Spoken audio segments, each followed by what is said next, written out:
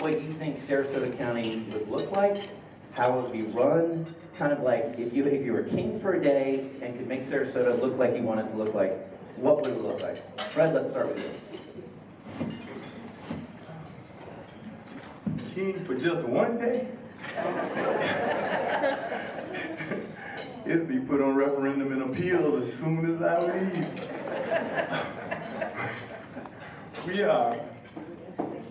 When I think about Sarasota being king for a day, first off, I allow more African Americans to come to Sarasota County and live peacefully with jobs that will pay reasonable, sensible living wages. I would crank up a system that we deliver to the young people of Sarasota, not only their parents, but the kids, in a way that they would be more included in this process.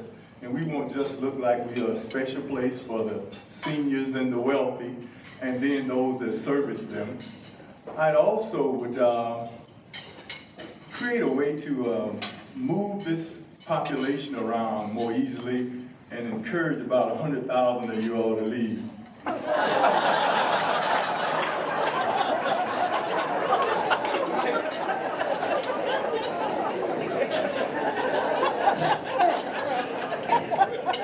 You're like Thanos. Hagan, what would it look like? You've got a magic wand or you're king for a day. What would it look like to you? Sure, thank you. Thank you for the question, and thank you for everyone for coming.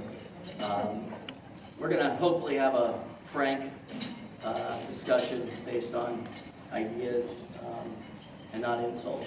And I think that's a great question to start with. I think one of the most important questions that we have to ask ourselves is what kind of community we want to be moving forward. And I do think that we're in an inflection point for Sarasota City and County. We are either going to continue to go down a road of exceedingly high prices to live here, and really an exclusionary community, or we're going to make a change and we're going to shift and make a serious effort to be a more inclusive community that has all walks of life and all demographics living in this community, bringing their special talents and skills, personalities to this community. And affordable housing and the cost of living are probably one of the main drivers of that decision. Difficult issues to deal with, but my vision is an inclusive community. I want people that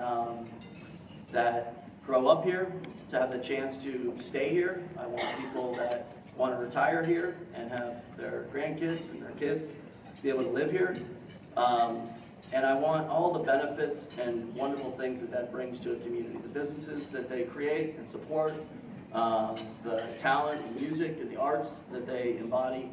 I think that there's a lot of really important issues that we need to deal with, but I think that we are really at an inflection point on that particular issue, and if I had a magic wand, I would try to drive us more in the direction of an inclusive community. Thanks. Mike. Thank you very much. Effective democracy requires participation, and so I'd like to begin by thanking each and every one of you for being here, because you're the ones that truly matter. We're just trying to get the opportunity to serve you up here, so congratulations to you. And I also want to say to Sheriff Hoffman, we had, I don't know if you guys saw the papers, but there was an incident on Memorial Day on Siesta Key that's kind of shook up our community, and I just want to thank him. Can we give him a round of applause? They have done an excellent job. Our 4th of July is chaos, not only on Siesta Key and the city of Sarasota and everywhere, and our law enforcement just does a heck of a good job, and we appreciate their service. Regarding being king for a day, or a vision, what we have generally lacked since John Thaxton was term limited out in 2012 is any type of vision, any type of adherence to the land development regulations that make that vision into a reality, and actually a circumvention of those rules in a path in the absolute backwards and wrong direction that has led to tax increases every year since 2012. And what we really need is more fiscally responsible government, we need a government that fights for the rule of law instead of against it, and we need to bring the power back to the people.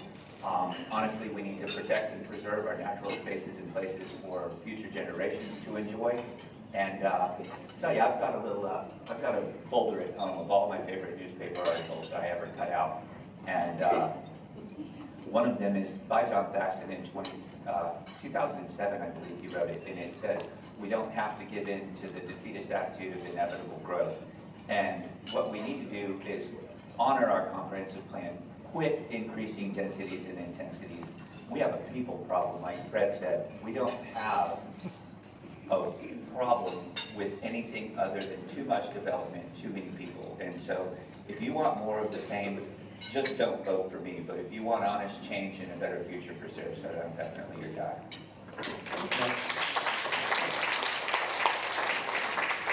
Mark.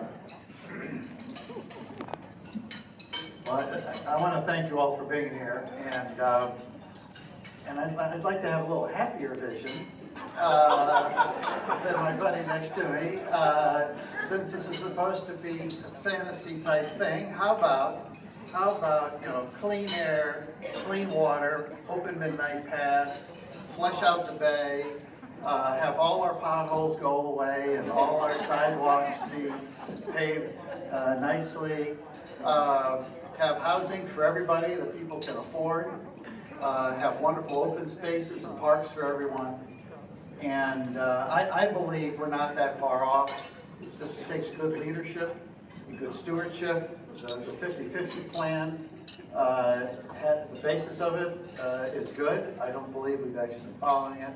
But I believe we have a very bright future, and I want to help make that happen. So let's design a better future together. Thank you.